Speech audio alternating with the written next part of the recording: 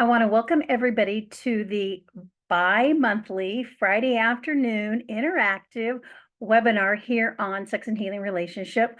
I'm Debbie McRae and I'm a licensed therapist. I have a private practice in Arizona and I'm a certified sex addiction therapist and a licensed professional counselor. My specialties are working with betrayed partners, with porn and sex addicts, as well as helping couples heal from the effects of both of those. I encourage you to ask questions, even though it may not be on today's topic. And again, like I always do, I bring to our webinar what shows up in my office. And this past week, I had several comments that led me to this topic today, which is going to be trust building after betrayal. And it's actually going to end up being a two-part series. There was so much data that I collected that today we're really going to talk about tangible things that you can look at and be aware of to see if trust is being built. And then the next time we meet, we're going to talk about 10, 15 steps. I haven't decided how many we're going to do yet, but specific things you can do, actions you can take to rebuild trust. So here's some of the comments that I heard in my office this week. One client said to me, my husband keeps asking me how much time it's going to take for me to trust him again. And so I asked them, well, how long has it been? And it had been 6 months. And I said, well, all the data shows that it's going to take anywhere from 18 months to 3 years to really get to that place where you finally feel secure and more trusting of your partner who's recovering from their addiction. Another client said, this has been going on for so long, repeated slips again and again and again. I don't see how I could ever rebuild trust with him. And then another one said, my partner's doing everything right. I mean, they're not doing anything wrong in all their recovery. Everything I've asked them to do, they're doing everything for themselves, but I just can't trust him. Is there something wrong with me? And this particular person had been dealing with this for about a year. So trust is an interesting thing. We know that trust is such an essential component to having a strong relationship. But when we have that discovery disclosure of a sex or porn addiction, the attachment between partners are immediately disrupted and damaged. The trust is broken and it is so hard to rebuild in that moment and during those early days and over time even. So sometimes we really focus on rebuilding trust as, okay, my trust was broken because of discovery disclosure. What we don't often talk about is, okay, after discovery and disclosure, while we're trying to do the repair, right? What gets in the way of rebuilding trust? Yes, we have to repair the damage that's been done, but trust is even more than that. So sometimes we also see that not only has the addict partner broken trust in a huge way, but in some smaller ways, the betrayed partner during the healing and recovery practice or journey rather, might be also kind of not as trustworthy as they would like to be. So we're going to talk a little bit about there's a struggle for both to rebuild trust. And we're going to talk about some trust breakers. So let me give you some examples of trust breakers. And I see this come up all the time. A big one is going back on your word or breaking promises. So you say you're going to be home at 5:30 and you don't come home at 5:30. It could be as simple as you say you're going to take out the trash. That one comes up a lot and you don't take out the trash. Or it might be that you're going to take a time out when you get a little more heated and you're starting to get more emotional and you don't do it. Another one is not being there for your partner in a time of need. Now, it's hard at times when I'm in the early days of recovery or I am just starting my recovery from my addiction. It is hard to show up for each other in times of need. This is one of those higher, what I call higher level skill sets. But part of that trust building is going to be that we show up for each other. Another trust breaker is withholding or keeping something back. So this shows up as I'm only telling part of the story. I'm only giving you some of the information, not all of the information. This shows up as, I didn't want to tell you all of it because I didn't think you could handle all of it. So I told you what I thought you could handle. Well, it doesn't go well once the full truth comes out. So withholding information, not telling the full story is not being truthful. Another one that is a trust breaker is lying or manipulation. So sometimes we just out and out lie. Now, this could be even as simple as a white lie. Let's say your addict partner can see you're struggling as a betrayed partner, and they come to you and say, "It looks like you're struggling. Are you okay?" And you go, "Yeah, I'm fine. Yeah, I'm fine. Yeah, I'm doing good." And that is not telling the truth. So we have to share, right now I am struggling. I don't know why. I'm trying to figure that out. I need some space, some time. I'm going to go do some self-care. That's the more honest reply. Another thing that's a trust breaker is a pattern of not sharing your feelings openly. And we can learn to have a really great set of communication skills to be able to share feelings so the other person can hear them. And that's really important. Now, we know that the reason that addicts have their addictions is because they don't know how to process, handle, understand, feel a lot of things around their feelings and their emotions because they've gone into the addiction to help manage all of that and some of that. And so feelings is something, again, that we need to work on. And we're going to talk today about what we have to do when somebody does share feelings with us. And then the last one is there's behavior patterns of reacting to the other person. So reacting is a very limbic fight, flight, freeze response. It's usually a fight response. I do it automatically. I usually have a lot of emotion behind it or no emotion behind it, or I disconnect completely. So rather than responding, where we kind of take a moment, slow it down, make sure we're connected to prefrontal cortex, I'm more grounded, and then I can choose how I'm going to respond to you. So the question I hear often is, how can I know if I can trust my addict partner or even trust my betrayed partner? So the signs of trust in a relationship are different for everybody. I could ask each client that comes in, what does trust look like for you? And it's going to be different. So it's really important that one of the things you do as a betrayed partner, even as an addict partner, is to sit down and make a list of needs. What are my trust needs? I'm really big on needs, working with my clients on that. And so we have to go a little bit deeper other than I just need to trust you. We have to start asking things like, what would trust look like if my partner were to be trustworthy? If I could trust my partner, what would I see happening? What would I be experiencing? And another great question is, how do I go about expressing or communicating these needs? The more specific you are, the better chance of having those needs met will be. It's just imperative. We cannot expect our partners to be mind readers and know what our needs are as far as trust goes, because it's kind of like, if I don't know what my partner needs for trust and to feel, that they can be that I'm trustworthy, then it's like I'm a moving target, right? I'm shooting at a moving target and I don't know what it is I'm trying to do. So there are some key components that have to be part of a relationship where there's been betrayal and we're trying to rebuild trust. We have to see, as part of this trust process, that both partners feel and act committed to the relationship and to each other. Very, very important. Another key component is that both partners need to feel safe with each other.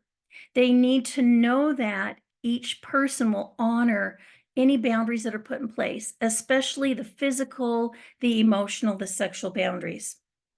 Each partner needs to listen when the other is communicating their needs and feelings. And that, again, is a skill set. Another key component is each partner works on gaining, demonstrating, and using empathy with each other. Again, that comes further on down the process. Both partners need to get to a place where they don't feel like they have to hide anything from each other. they can actually both be very vulnerable together. And there's mutual respect between both parties in the partnership. So oftentimes I see clients come in to see me or in group, and they're trying to rebuild trust. They need to see that their partner is trustworthy. And it's really interesting because it's kind of interesting in the early stages of recovery, healing recovery for the betrayed partner, what they need for trust is very interesting. I see clients that struggle with wanting their addict partner to tell them every single thing that crosses their mind.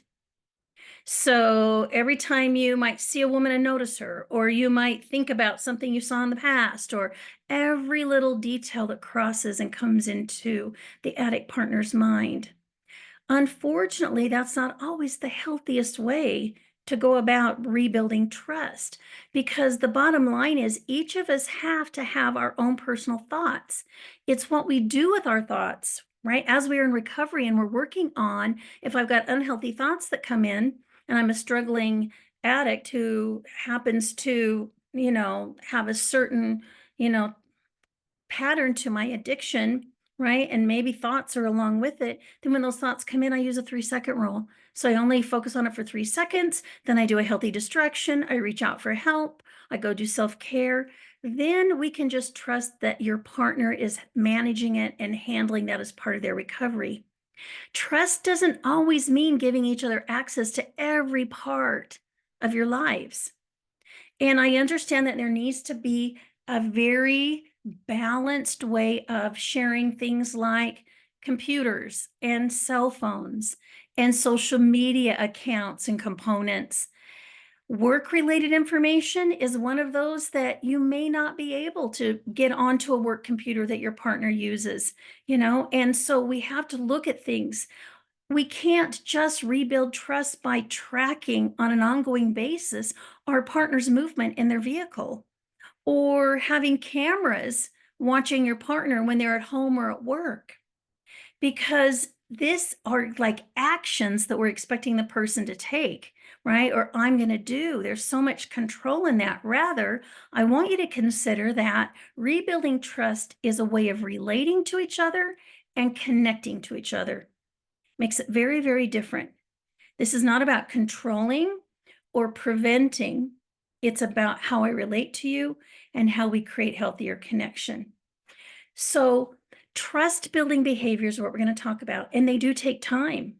It's important that if I'm rebuilding trust as an addict partner, especially, that I am patient, I'm dependable, and I'm consistent.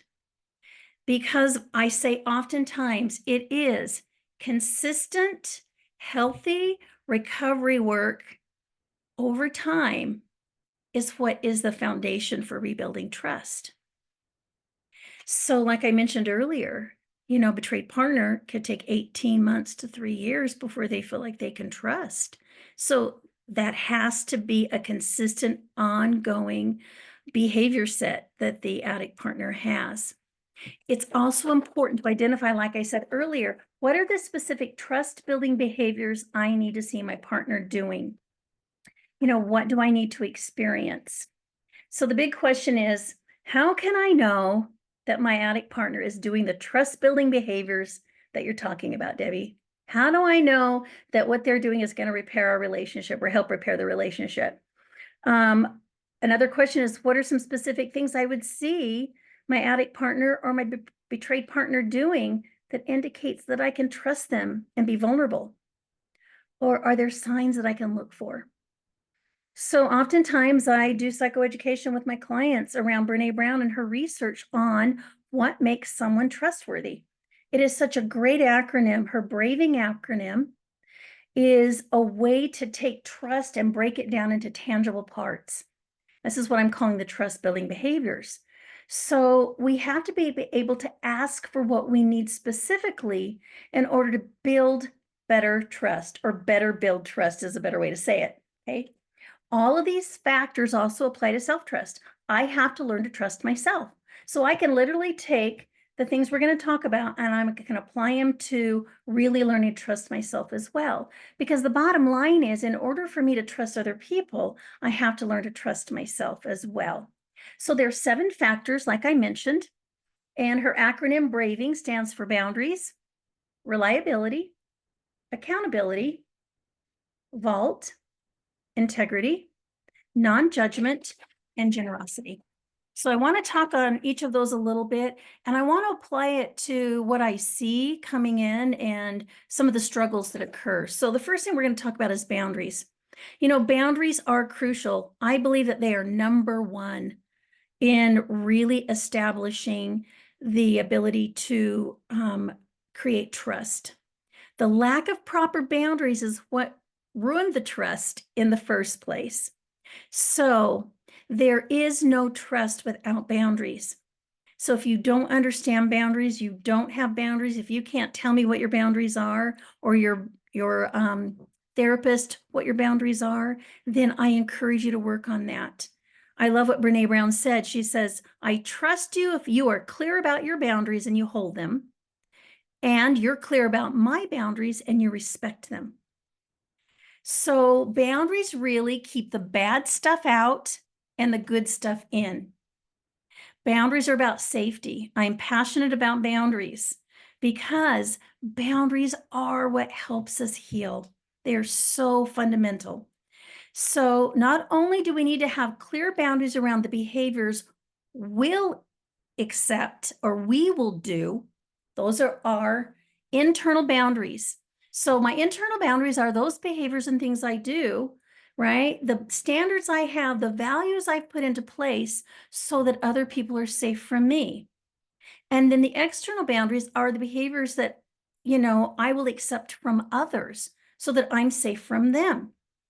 And if I can look at it that way, it's a really great kind of an indicator of if my boundary is a healthy boundary, if I need to redo my boundary. So what would a healthy boundary look like? With a betrayed partner, a good internal boundary might be that when I am triggered and I know I'm limbic, that I don't use shaming language towards my partner. I don't bring up maybe past incidences that are painful. For the addict partner, an internal boundary might be that I'm going to go see my therapist every 2 weeks. And my partner doesn't have to remind me or tell me that that's what I need to be doing. I do it on my own because I've put that boundary in place for me. Now, a good external boundary for a betrayed partner might be that, you know what, if I don't see you, my addict partner, going to therapy on a consistent basis, you're no longer safe. So as a result, I may not be as connected to you. At times, I may have to kind of pull away from the relationship a little bit, meaning I may have to sleep in another room. I may need to step away and go to self-care. I may not be able to talk about certain things because it's too difficult. It doesn't feel safe. But we have to verbalize that. We don't just do it. A boundary has to be verbalized.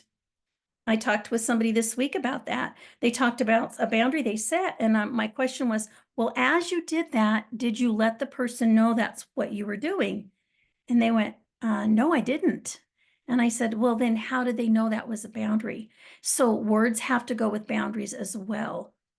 A good external boundary for a addict partner might be that I no longer associate with other people that were part of my addiction, right? It could be my buddy that I used to go to the bar with, right? And that led to some of my acting out or, you know, consumption of alcohol if I'm an alcoholic. So that is something that I know that partner is not safe for me, so I don't let them into my world, right? And then my internal boundary is I'm going to honor that, so I'm not going to reach out to that person. Okay. The second element of trust is reliability. This is consistency. So reliability means doing what you say you're going to do, not once, but every time. You do what you say you're going to do over and over and over again. You cannot gain and earn trust if you're reliable only one time. This has to be on repeat. The consistency, that is what I see betrayed partners are looking for. Consistently going to recovery, consistently reaching out to your sponsor or your group members, consistently doing your recovery work, whether it's reading a book or doing your 12 steps. One of the most frustrating things I see a betrayed partner experience is the inconsistency in recovery of their addict partner. So I cannot tell you how much this consistency, this reliability is such an important element. So you've got to be careful. If I'm going to be reliable, I have to make sure that I clearly communicate my limitations. I don't overpromise. So I've got to be very honest with myself and with my partner what it is I'm able to do, because you're going to do what you say you're going to do. That's all it is. And believe me, a betrayed partner is going to remember. So it's very, very important that you follow through with what you say you're going to do, and you do it over and over and over again. Show your partner that you have their back by, once I say I'm going to do something, then I do it. I'm consistent. So you want to make commitments that'll put your relationship back on track. And believe it or not, it's the little things during daily life, the consistency that makes a big difference. So if I see my addict partner doing self-care consistently, if I see them doing recovery work consistently, if I consistently see them working on having good boundaries or not having maybe anger that they've had in the past, gosh, I want to move towards them. They feel safer. And even with betrayed partners, if I consistently see my betrayed partner doing self-care and seeing their therapist, then I know they're going to be in a better place and I'm going to want to move closer to them. So that kind of circles back around to what I said earlier about this trust building really is about connection, and it's about a process rather than just certain actions. Okay, element of trust number 3 is accountability. So you own your mistakes, you apologize, and you make amends. So if that's a struggle, then you have to figure out how to have the ability to own up to your mistakes, to apologize for them, to take accountability, to do the repair. So the other thing that we have to also see is that if I make mistakes, you allow me to apologize, own it, and make amends. So it's a two-way street. You know, when there's been broken trust and deception and infidelity, it's so important that the addict partner take full responsibility for the choices that they made. So that's why we talk so often about a formal therapeutic disclosure. That's part of the accountability process. And there's different layers to that as well. But once the secret's out, once we know about it, right, that's the moment you start taking the accountability for it. It's not a time to divert, deflect, or place the blame on the other partner, because that's not going to rebuild the trust. So it's important that you focus on your own behaviors of taking accountability rather than finger pointing to your partner in an attempt to justify the bad choices that you've made. And again, this can go both ways, but I really show this up. This really shows up with the addict partner. It's important to come clean. It's important just to put every card on the table and to express genuine remorse and to ask what it is that needs to be done to make amends. So both partners within their healing and recovery journey have to take ownership of their part and the necessary steps towards healing. That's very, very, very important. So the next one is the vault. Okay, you don't share information or experiences that are not yours to share. Our stories are not meant for everyone. And so the addict partner, the betrayed partner need to know when confidences should be kept. So we have to be very careful on this because we know that addiction thrives in secrecy. And we need to share with other people what we're going through. But it's got to be a process where when I am mad at my partner, I don't just go out there and start sharing everything with everybody about what they've done. I've seen this happen where partners who are extremely hurt by their addict partner's betrayal will oftentimes tell children about what's going on, and that's very damaging. I've seen couples that come in, and when there's been tension between them, one of the partners will turn to their parents and tell their parents about what's going on and rag and dump about the other partner. Well, that affects the relationship now that the other partner has with their in-laws. So we have to be very, very careful, because when I share vulnerable things from you, I've got to look at it like it's a privilege. And I've got to ask myself, is this something that I really should be sharing with other people? And the answer, I'm going to tell you, 99.9% of the time is going to be no. And you never share it without permission. That's why I like couples working together and determining together who we're going to share our story with. And we don't have to share the complete story with everybody. Sometimes we just share generalities, and sometimes for those that are vulnerable, those that are trustworthy, that have earned the right to our vulnerability, we can share more with. So it's like when somebody shares something with me, I put it in a vault and I keep it with me. It's not only that I hold confidences, but I see you holding confidences. So it shows up like this in recovery. It is the addict partner who comes home and shares specific details of stories regarding the other men in the group and about their partners. You got to be careful. Even as a betrayed partner, when I go into, let's say, a group setting, I'm very, very careful and cautious in a group, having the women just start ragging and telling all these story after story after story about their partner, right? Rather than making it about, here's my experience, right? And here's what I'm dealing with. Let's work on recovering and dealing with that. Because I love what Brene Brown says is, when I start to share information about others that is not my right to share, I create with the other person something called common enemy intimacy, which is kind of like she says, it's kind of short circuiting or short wiring connection, because we're not connecting on a real deep level. We're connecting because we're talking about somebody else, a third party. So we don't want to do that. It's so important that we have this vault within the relationship that we're trying to repair, because it is so necessary for vulnerability. So we've got to learn to share with people who are worthy of our vulnerability and trust in ourselves. So that's very, very important. Element number 5 is integrity. Seems like a vague term, but it's so simple. Brene Brown has 3 parts to how she defines integrity. It's choosing courage over comfort. It's choosing what's right over what's fun, fast, or easy. And it's practicing your values, not just professing your values. So I can't just say, this is what I believe. I have to also do it. There's got to be congruency, and there's got to be alignment. And I know that betrayed partners come in oftentimes and have a real struggle with seeing their partners say one thing and they do something else. And I'm sure it's the same way for some of the addict partners out there too. So the integrity is very, very important. The next element is non-judgment. So this one's really interesting. There is a lot of judgment going on, right? Our brain's trying to keep us safe. That's one way our brain does it, right? I take data, I come to a conclusion, it ends up being a judgment. In this case, I want you to think about judgment as being not judging the other person when they're struggling and need help, or judging myself because I'm struggling and I need help. We need to be able to ask for help. In a trusting relationship, it's so important.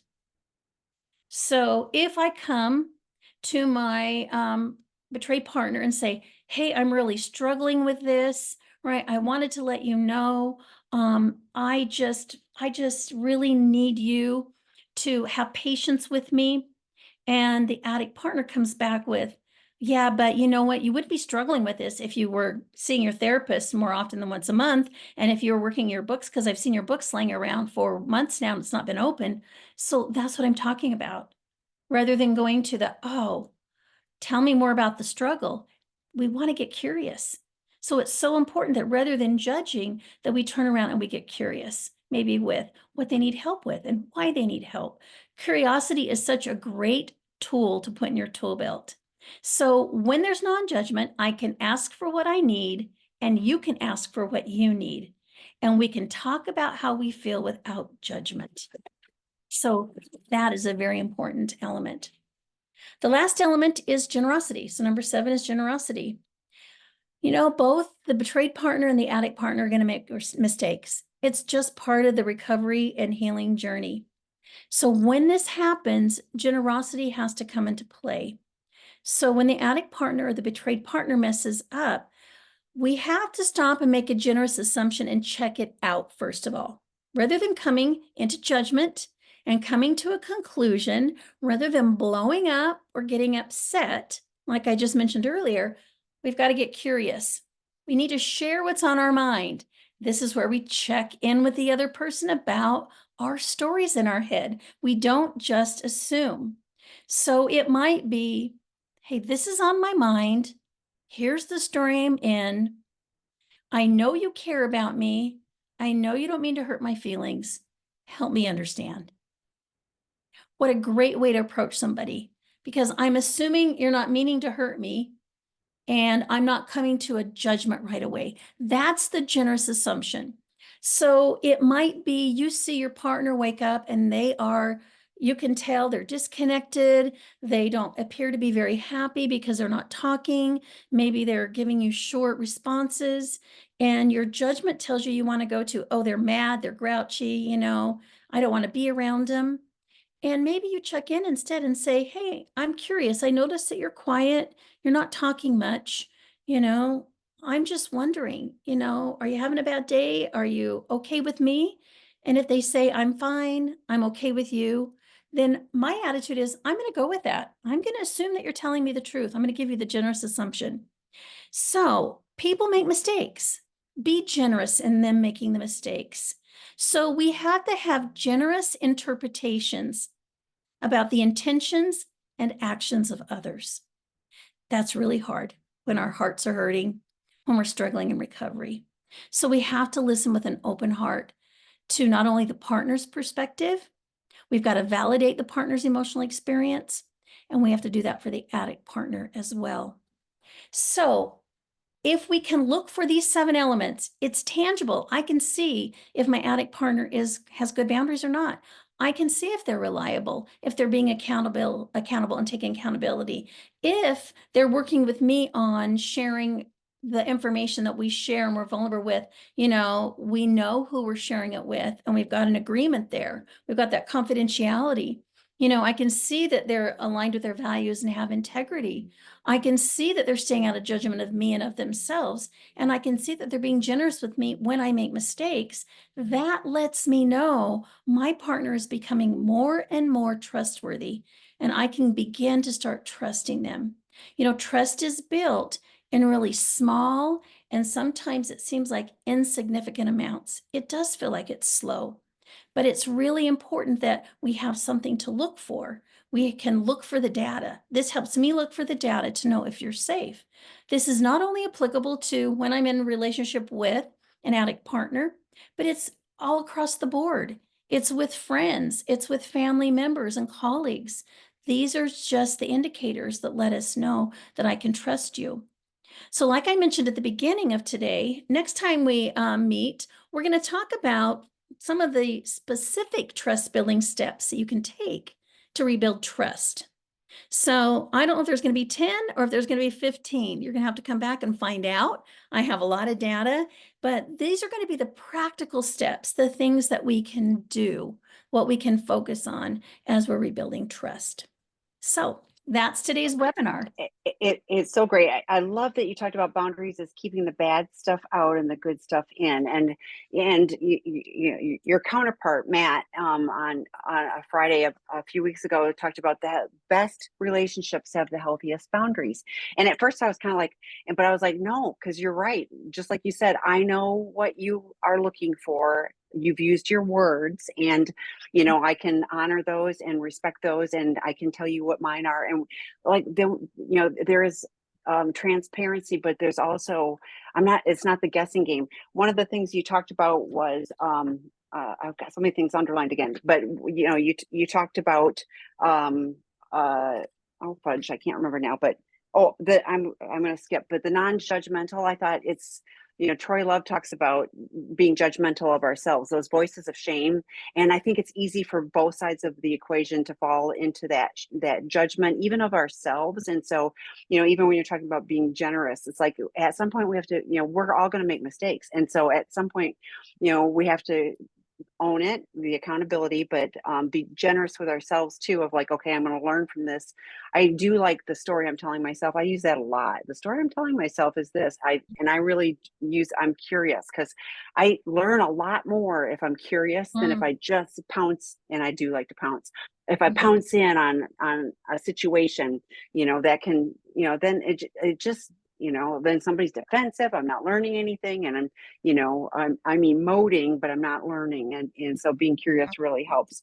So we have a bunch of questions, and um, I like to talk about trust building for ourselves, trusting ourselves too. And you mentioned these are higher order things. This is not something that's going to happen like, in the first few months of, Mhm. discovery and things. So this is like a vision for how this is the path, and, a vision for how we learn to move forward, and giving you goals and signs and actions and things like that. But to expect that I've just had discovery and now I'm going to magically know how to do all these things is not accurate. So, okay, if I think of my other, because there was another one too, but I'll think about it. Okay, so the first question is betrayed partner 3 years on this journey, partner sober in good recovery, and we are 1 year out from formal therapeutic disclosure. We have both done a lot of individual work and couple work post disclosure. Can you speak to the role of group couples work can play? Um, Here's what I can share on that. I have never, I'm gonna, full transparency, I have never run a couples group. However, I do have a colleague that does, Matt Wheeler, and like we talked about, he does the second and fourth week. And as he and I have talked about it, and I have clients who actually attend the group, here's what I find. I find that there's a commonality amongst couples. They're all dealing with similar things. And he comes from an emotionally focused therapy approach, and that's how I've been trained as well. So, we're looking for, what are the negative cycle I'm in, and how do I get out of it by identifying my needs and getting my partner to understand my needs. So, what I love about the group approach is now I've got not only a therapist there, but I've got other people there that are bringing into the group their situations. And they're going to be similar to situations we've dealt with in the past, right? It may be even a situation we deal with in the future. And I know with Matt, he kind of puts them front and center and works through and processes with the couple, the issue that they have, and really helping each other understand where your partner's coming from. Right. So we're working on empathy building. We're working on, in real time with a real life problem. I'm trying to understand where my partner's coming from and get to that place of, oh, I understand you're feeling this way. Oh, here's why. And then understanding the need. What does the need look like? What would I be doing? And so you can refine and get very clear on here's the new behavior. Here's what we're going to do together as a couple to create connection. And then you also have other couples that are there and they're giving input, they're sharing. So they're doing all sorts of different group processes, like Mhm. they're doing doubling, which is kind of an exercise you do where if I don't know how I'm feeling, other people come up in group and they assist. And so there's a process you do where they come up and touch you on the shoulder with permission and say what they think you might be feeling. And you, the participant who's trying to figure out what am I feeling, will go, yeah, it's that, or no, it's not quite that. And so, you've got help from the group to kind of get to what I'm experiencing internally, right? Then I'm sharing with my partner externally, here's what's going on for me. They're validating it. I'm getting to the real feeling, right? Not just the surface feeling of frustration, anger, overwhelm, right? But the hurt, right? The sadness. And then we're talking about, well, how do we do the repair? How do we identify the need? So it has been very successful for Matt. I think it is really great work for couples to do. I'm not sure where you're from. If you're in Arizona, I would reach out to Matt Wheeler. and see him because it's a great, great thing to do. There are also other groups you can attend. Some in your area, you might find emotionally focused therapy, hold me tight groups. You might consider doing a hold me tight group because there might be something that you gain from that because they take you through some different things as well. But I do believe that couples work can take what we're doing in session and kind of broaden it because I'm working with other people. I'm interacting with other people. I'm learning from them as well. So that's my take on that. Yeah, and I think so too. Recovering Couples Anonymous is a 12-step group, and those are not unfortunately not everywhere, but if you can find a good group, because then it's the coupleship, and it's really hard, to go to a 12-step meeting and minimize something about your behavior or put it on your partner if your partner is sitting right there. So it can really help the accountability. But I do love that I can, we hadn't thought of that, or wow, you've navigated that, and that's been a struggle for us. So I think group work is very powerful too. We used to have a couples healing from betrayal work group, but unfortunately, we just people were not apparently ready for that aspect. But it was really good. I would be willing to offer it again if we had enough, people sign up. But yeah, I mean, it sounds like you guys are doing a lot of the right stuff, and so, if this feels like the next right step for the two of you, or talk to your therapist about it too, that it seems like that could be a really good thing for you. What if after I'm sorry. What if after betrayal, I don't even know what trustworthy behavior looks like? I did trust in the past before D-Day 16 years, and I was obviously wrong. After being wrong for so long, it's hard to know if he is really being trustworthy or masking. I don't know if his behaviors are real or acting. Oh, that's so challenging. Really challenging. So as I've looked at that question, I've had a couple of thoughts come to mind. First of all, I think you can take what we talked about today and apply the braving. So I would probably take one thing at a time and kind of look at it. So I'm going to collect data. I'm going Mm-hmm, to step into what I call being that compassionate observer stance. mm-hmm, So that means I'm stepping out of judgment of my partner and even of me. And so I'm really just kind of looking at the data. So let's say I'm going to look at boundaries and just start noticing. And I'm just observing. That's all I'm doing. I'm not going to judge it right, wrong, good, bad, right? The only thing I am going to do is if those lack of boundaries are affecting me, I need to make sure I create safety for me. So I want you to know that that's part of it as well. Or I might look at reliability and I might start to just notice if there's a pattern. That's what I like to do. Is there a pattern of, inconsistency in showing up or, doing what you say you're going to do?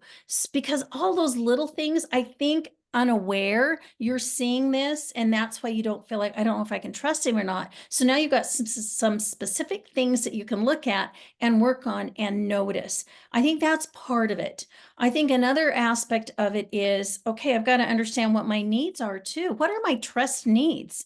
And it goes back to what I said earlier. I've got to be clear in, okay, what does trust look like me? Because I'll ask my partners, the betrayed partners, okay, we want to rebuild trust. So what does trust look like? What would you be experiencing? What would you see happening? And they go, well, I'd see them being honest. And I'd say, okay, be really specific. I'd see them being honest in how, right? We go through all of that. Okay, what else would be trustworthy? Believe it or not, I did have somebody say they take the garbage out when they say they're going to take the garbage out. I wouldn't sit there for 2 days. And I know that sounds silly, but that was part of it. And so the clearer you can get on, here's what trust would be, here's what would help me know I can trust you, right? And notice how I worded that. I didn't say this is what is going to make you trustworthy. It was here's how I'm going to know, I'm going to feel like I can trust you. And so I'm asking you to do this so I can connect with you. I can move towards you. I find that if you approach a partner where you're struggling with whatever they're doing, if we make it more about connection and creating safety, we make it more about attachment, that it becomes a win-win for both. So maybe in this case, you start to look for the data and noticing, oh, there's some boundaries that aren't really good. No wonder I can't trust. Then I want you to step in and go, okay, what are my boundary needs? What kind of boundaries would I see in place see my partner doing or having? You know, would it be having a boundary around doing the recovery work? Would it be a boundary around how he talks or she talks to you? Would it be a boundary around, you know, how they manage their emotions? So look at that, check in with your need, and then you're going to have to learn how to communicate it with your partner so that they can hear you and understand. So either it's not like a moving target, like I said. Now, there's another element here that I oftentimes teach my clients, and that is you might see him doing everything because you said, how do I know if he's really being trustworthy or if he's masking? In that case, I really work with my betrayed partners on learning how to trust their intuition again and really getting clear on um, if my gut, right, or my mind, or however you know, interpret your intuition, is telling me that there's incongruency here and it's not trustworthy, right, then I've got to honor that. Most oftentimes you can back it up with things that you're seeing or hearing, and there's usually data, but sometimes there's not. So let's say that's the case. What do you do with that? Well, you say to your partner, you know, I really want to trust you. However, my intuition tells me that you're not being completely truthful right now. And in this moment, I'm going to trust my intuition. And then you go create safety for yourself. You go do self-care. You put a boundary in place. Maybe it's like, I'm not going to, I'm not going to continue with this conversation. You know, I don't believe it's going to help us create connection in this at this moment. And then you step away. So I think look at the data, approach, you know, with some good communication, what you specifically need in order to see that that person's trustworthy, and follow your intuition. Yeah, and I was thinking, like, we say trust your gut. You know, like like my stomach will clench, and like I have a physical, you know, like there'll be a tightening in my chest. People have it in different places in their body. I think it's so easy to skip over that, you know, and just, you know, be blinded by the manipulation or whatever, you know. So I think doing the body awareness of, you know, what's really going on for me and what does Mhm. that mean, talking to a qualified professional, you know, all of those things. But like when we say trust your gut, I mean, to me that is, you know, like all of this stuff, you know, I get lots of people that are love bombed, you know, because like, you know, you know, oh, after, oh, it's all good, and I'm, you know, and look at, you know, all of the, and I love you so much and all that kind of stuff, and but their gut is churning, you know, and I'm like, yeah, that's the thing to trust, because all of this other stuff is, you know, is the illusion. So you know, and I'm just typing in, you know, we have drop-in groups, and this will be part for the next group too, or two, but the my earbud pods are running in and out, so sorry, just got a flippy message. But anyway, but you know, like this is the kind of stuff, like, you know, bringing that data to someone, you know, like say this is what happened. Like I subbed in on several drop-in groups again this week, you know, and people will say this is what happened, and I'm wondering how to process that, and other people will say in my experience, like, so you can get tangible feedback on, you know, on those situational things, on that data that Debbie was talking about, you know, in our drop-in groups. But to Mhm. the next question, um, uh, how do I find betrayed partner supports that can meet me where I'm at on the healing journey? I'm several years in and have decided to stay with my partner and try to rebuild. Many of the support groups are for a person in immediate crisis post discovery, or those who have decided to leave, or those are stuck or in limbo or anger or resentment. It's helpful to offer support to those in pain, but I find it difficult to find support at the partner level, with those who where I'm at. So I'm going to hit click. I'm going to click, but you know, the drop-in groups, I mean, there are people in all stages, and you know, I've been pretty candid. I'm a member of 12-step groups, and there's people in all stages, and you know, I can learn from all of that. I can share, you know, with all of that. But looking for a group where, you know, you know, it's just you and you're all in the exact same spot in the road is going to be difficult.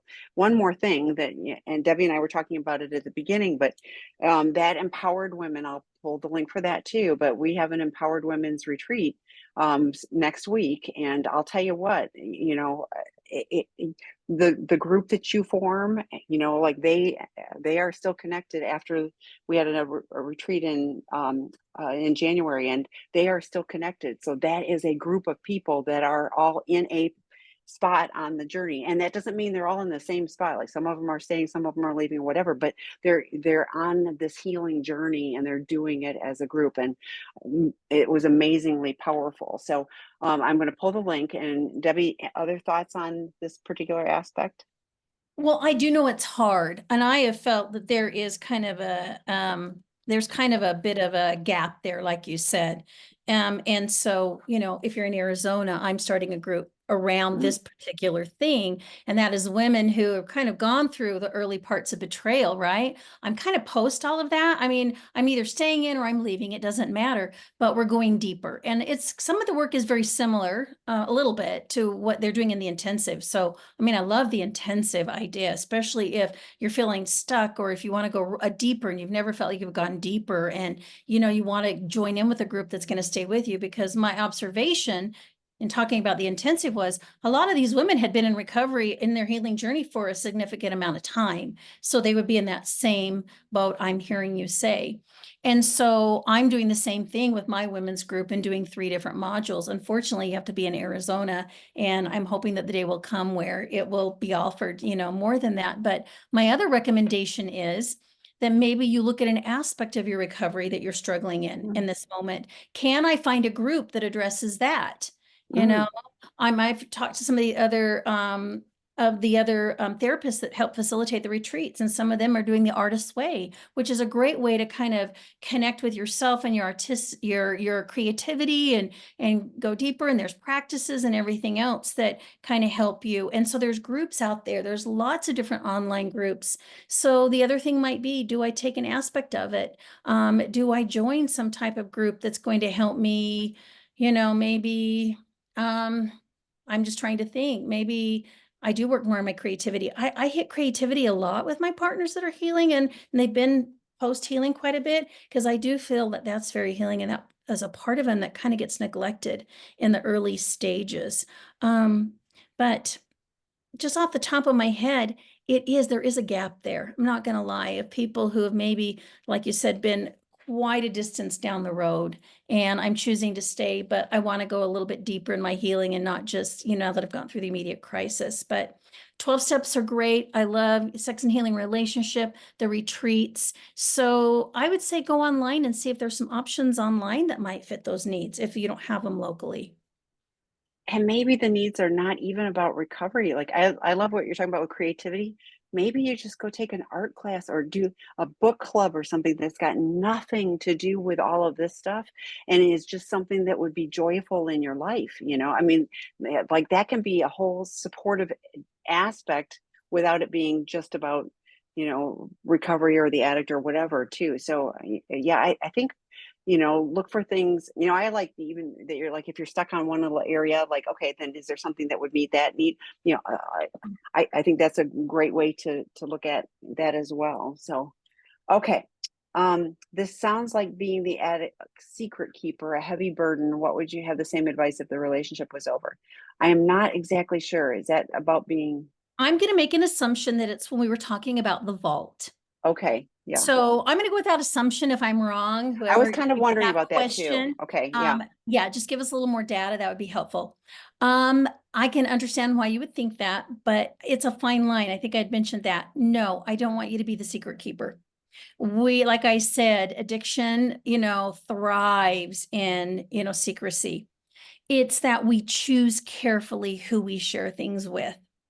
Full disclosure, again, when I was going through my early days of betrayal, I did want to talk about it to a lot of people, but I soon discovered that that wasn't the healthiest thing to do.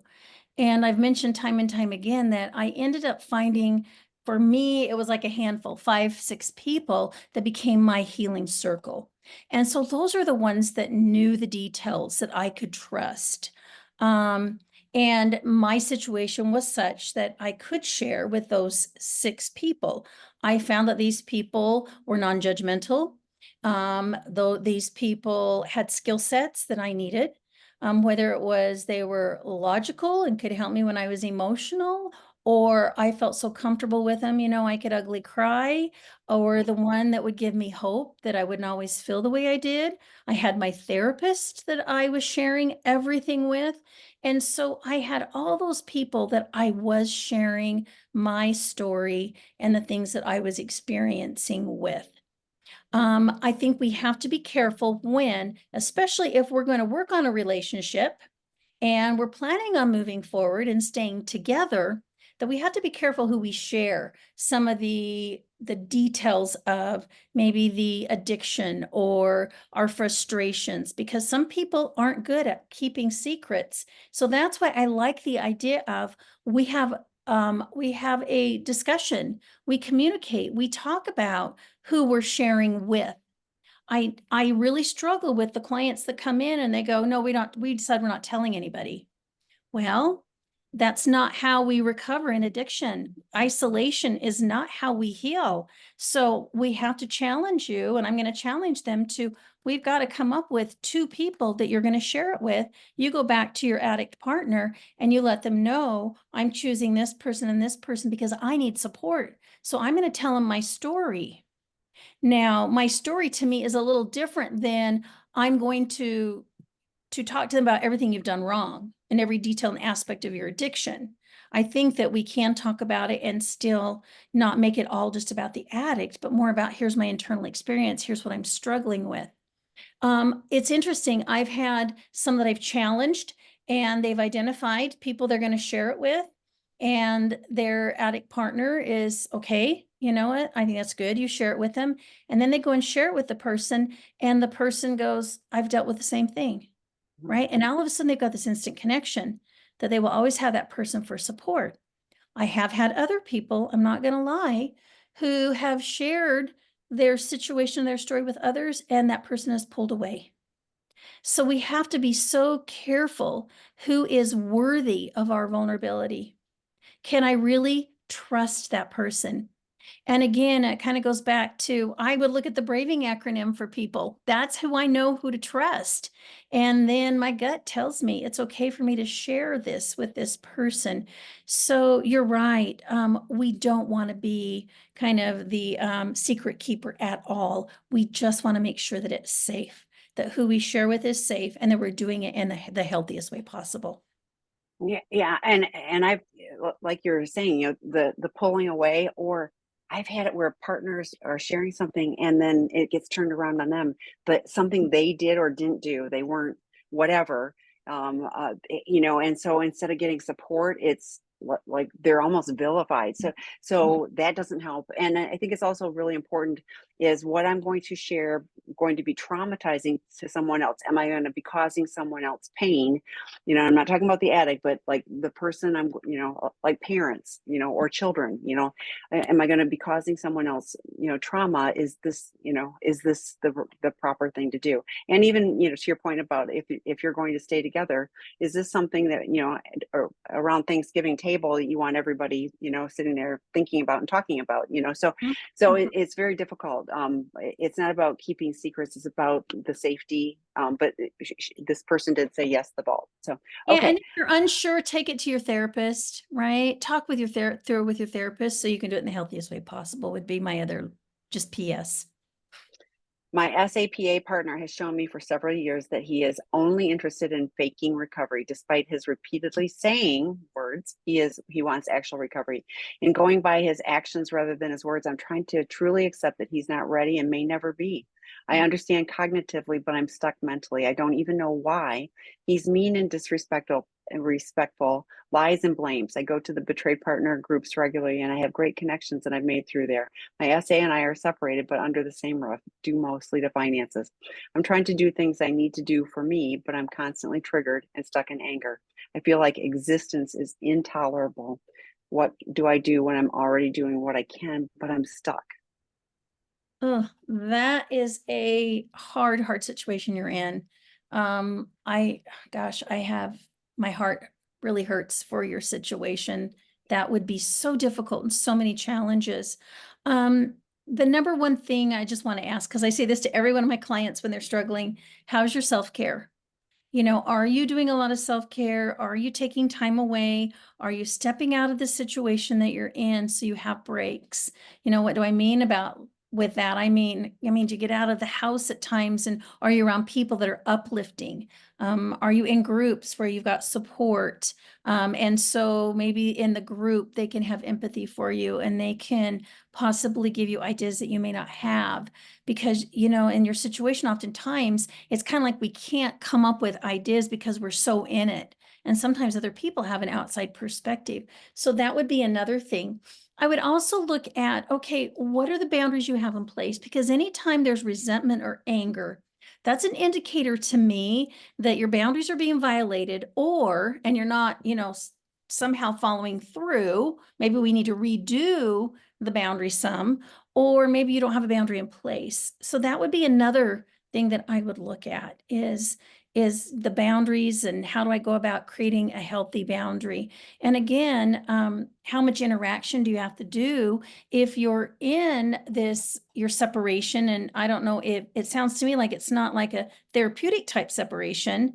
Is it a separation leading towards divorce? That's very different. But have clear boundaries around what I will or will not talk with you, how much, when I'm going to share your space. So go through and look at all your physical boundaries, right? Which includes your space, your property. You know, look at your emotional boundaries, which would include conversations I'm not willing to have or talk to you about, how we're going to communicate. Communication boundaries is very, very important. What we will communicate, how we will communicate. So you might just need to have the help of somebody who really gets boundaries and understands boundaries. So you can kind of go through, maybe just review your boundaries.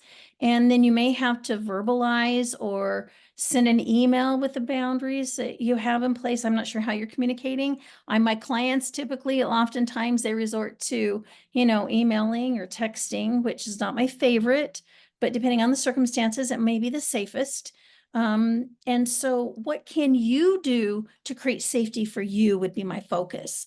So is it self-care? Is it I get into a therapist who can help guide me and direct me, right? So when things don't go well, I go back in and we problem solve again and figure it out. Do I get a group of people that are there to support me along the way? Because it's hard. And can I step away at times? Can I literally physically get out of the environment and have a break? I've had clients do that. Can you go to a friend's house for 24, 48 hours and just, you know, just have some downtime so that you continue going? But the more support you have, I think the more bearable it's going to be. And gosh, I just feel badly that you're going through such a difficult situation. Yeah, and I want to give you hope, because I know lots of people who stay in the relationship, sometimes for finances, sometimes, I mean, for lots of reasons, and Mhm. that's all, but they find their joy. Like they you know, they get their healthy boundaries in place, and then what that person is doing or not doing, doesn't have to rock the boat every single time.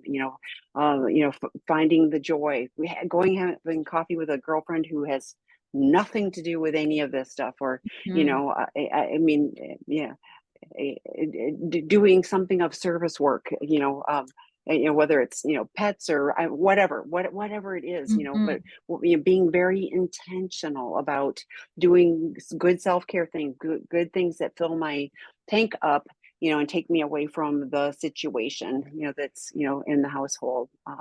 But yeah, thanks for being here and sharing that. I'm Yes, I'm sorry for the pain, but lean into, all the resources that we have that can help support you too. yeah.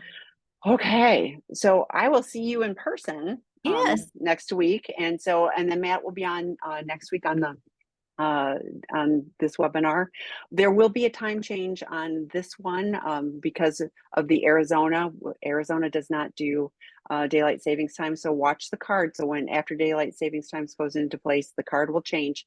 It'll be 2:30 Pacific time instead of 1:30. So check that out. But we'll have that posted in advance. So okay, thanks everybody. Thank Bye. you. Bye.